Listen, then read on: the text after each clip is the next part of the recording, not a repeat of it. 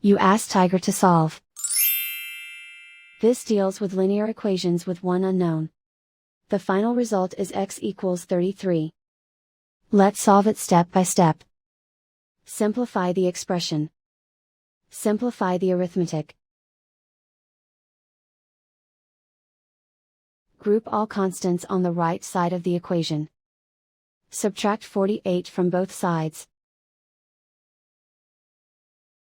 Simplify the arithmetic.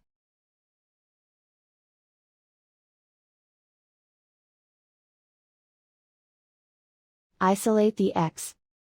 Divide both sides by 4. Simplify the fraction. Find the greatest common factor of the numerator and denominator. Factor out and cancel the greatest common factor. And so the final result is x equals 33.